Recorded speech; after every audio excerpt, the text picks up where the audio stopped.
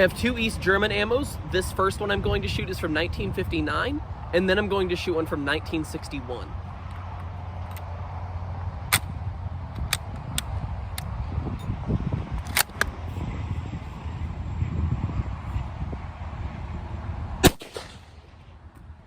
$2,584.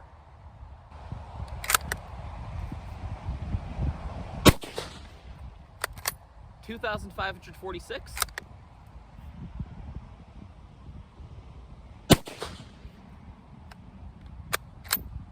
$2,586.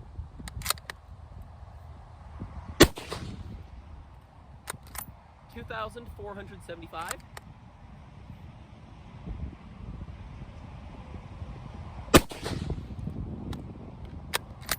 $2,588.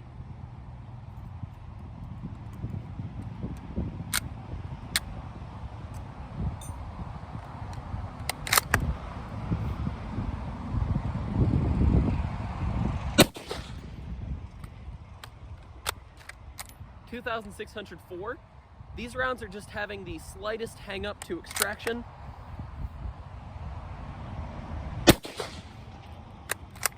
$2,562.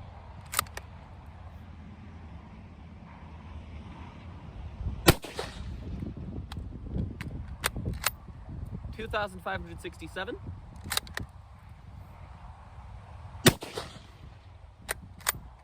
$2,577. So that was our time on the range. Our velocity low was 2,475 feet per second, and our velocity high was 2,604 feet per second. That gave us a spread of 129, which is fairly wide, but I mean, for mil-spec ammunition, and this is a little bit lower quality mil-spec ammunition, it's about what we'd expect. It's nothing that's drastically terrible. And that gives us an average between all of those of 2,565 feet per second. And that's, again, about what we'd expect. It's a little bit hot compared to the other medium ball ammunitions, but it's still not crazy. Now, I had that one round at the beginning that I wasn't exactly sure was a hangfire. I don't think it was. If, while I'm going through this, editing it, I think that it is, I'll leave a little note there, but I don't think that that was a hangfire. But that being said, I also am going to do a video down the road on this same ammunition, but from 1961. And with those rounds, I did have a hangfire. So what that means is I think you could probably expect a hangfire or two per box of 15 rounds of this ammunition. However, in the 9 rounds that I shot, I did not have any hangfires. Now, Cold War history is really interesting to me. I'm especially interested in countries that are kind of in that in-between area between East and West. So, for example, a country like Yugoslavia used the Zastava M76, which is a sniper rifle that is an AK style, and it is modeled in a similar style to the Dragunov, but it is an 8mm Mauser, which is a German cartridge because they had a lot of 8mm Mauser ammunition in their country. So it's Eastern in a sense, and Western in a sense. There's no country that I think better exemplifies this, at least at times, than East Germany. East Germany is a country that is culturally German and culturally Western, but under the Russian and Soviet sphere of influence. This ammo was manufactured in a factory that is acronymed MWK, and I'm not even going to try and pronounce this word because I would just do horrible things to the German language, but the ammo has a factory code of 04. So when you see that 04 on the ammunition, that's just telling you it was manufactured in MWK. The 8mm was used for old German guns in those surplus Mausers or old Wehrmacht Mausers. This 04 ammunition was made from 1957 to 1961 in this factory in East Germany. However, MWK also manufactured ammunition after that. So one example of ammunition made after that is from 1977 to 1988, made for 11 years, and this is commercial ammo. Now, what's interesting about this, most commercial ammo is soft points, like these ones right here that you can see. So they have a soft tip so that they can expand in an animal, it's for hunting, but this ammunition appears to be old FMJ rounds that they have basically cut the top off of. Like they were originally made to be FMJ, but then now they were kind of forcing it into this role of commercial ammo to sell it off.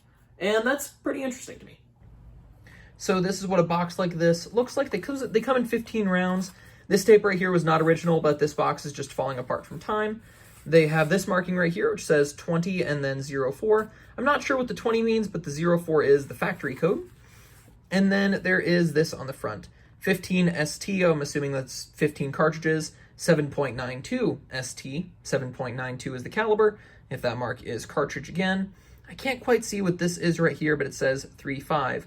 And then this, 3/11/59, I'm pretty sure that this is an exact date.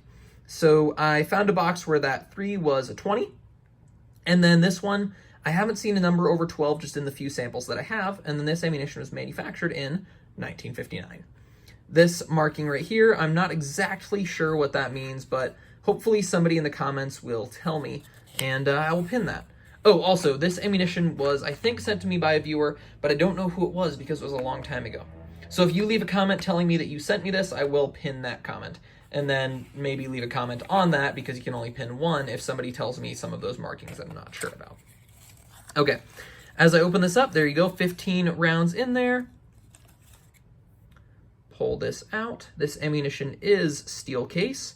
It says 04, which is the factory code, and then right there it says 59, which is the year of manufacture.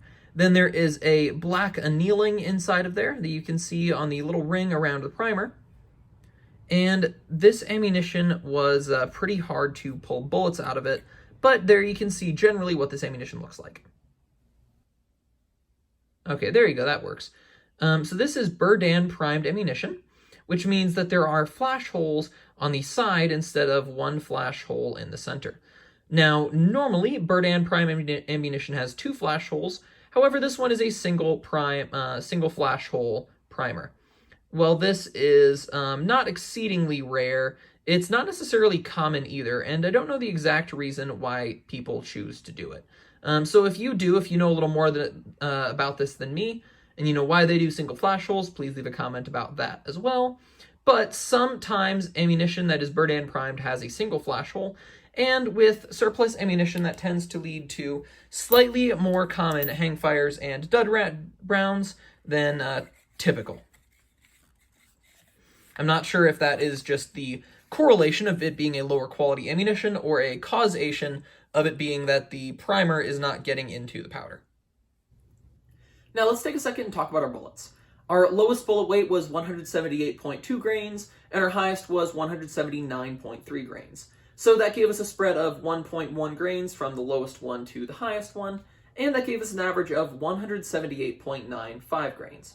This is a medium ball ammo, as I like to call it, but there is ammunition that is light ball in the 150s about, ammunition that is heavy ball, usually between 195 or 6 and 200, and then this ammunition is right around 180 grains, which is kind of in that medium ball territory. Now here are some bullets. The chatter marks on the side right here are not original. Those happen when I pull the bullets out of the case. Sometimes I need to use a tool to do that, especially with steel cases, because they just don't flex as much as brass. And then there is also the space right here where it's sealed around the bullet, case seals around the bullet. And then it has a hollow base, as you can see right there. Now there is a little bit of oxidization and discoloring on the base there. That tends to happen with steel jacketed rounds as well.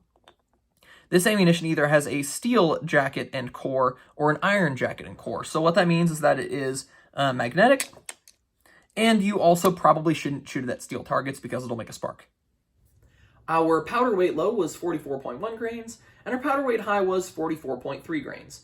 So that gave us a spread of 0.2 grains, which is fairly consistent for military surplus ammo, but I think this had more to do with just the rounds that I happened to grab and good chance than it actually being that tight. Because in a video down the road, I'm going to be talking about ammo from 1961, basically the same batch, and that was a little bit more spread apart. So I think that was just the rounds that I grabbed. I don't think that was actually indicative of how well quality this ammunition is made, because it's, well, not made necessarily the greatest. This all gave us an average of 44.19 grains, so I think that what that spread is accurate in showing us is that the goal is 44.2-ish grains. This is a cylindrical style powder. We've seen this type of powder on this channel before, and it's pretty common with military surplus ammunition. Okay, so now let's talk about my thoughts about this ammo. First thing I feel like I need to say whenever I have a steel jacketed or steel cored ammunition is don't shoot this ammo at steel targets in dry areas. That's a really good way to start a wildfire and a really good way to anger a lot of people. Number 2, I would treat this ammo as corrosive. I haven't personally tested it yet, but it is my rule with surplus ammunition that unless I know for a fact it is not corrosive, I treat it as if it is. Okay, so going into my opinion on it, I would buy this ammo if it was really, really cheap. I have some ammo that is separated that's just for shooting for me, not for other people, because if I'm going to take a new person out shooting, giving them an ammo that's likely to have a hang fire or a dud round or something like that, I don't want to risk that. I don't want to ruin their time shooting because of that. And I don't know if they're necessarily going to be safe in that situation because it's a pretty rare occurrence. However, for me, I'm used to those kinds of things, and the very, very rare hang fire doesn't really bother me necessarily, as long as it's pretty uncommon. One really light one per box isn't really a huge deal. And if I'm just plinking, it really doesn't bother me. So, should you buy this ammo? Well, that is up to you. If you are absolutely driven crazy by anything with hang fires, I would say steer clear of it. However, if you're pretty much okay with the minor occasional hang fire, I wouldn't necessarily have any problem saying you should get this ammo. All of that being said, I am 8mm Mauser Man, and I invite you to join me for part 2 of this video, which is going to be the same ammunition but from 1961. But I lived on. Which proves it's hard to get the best of a man named John. Big John.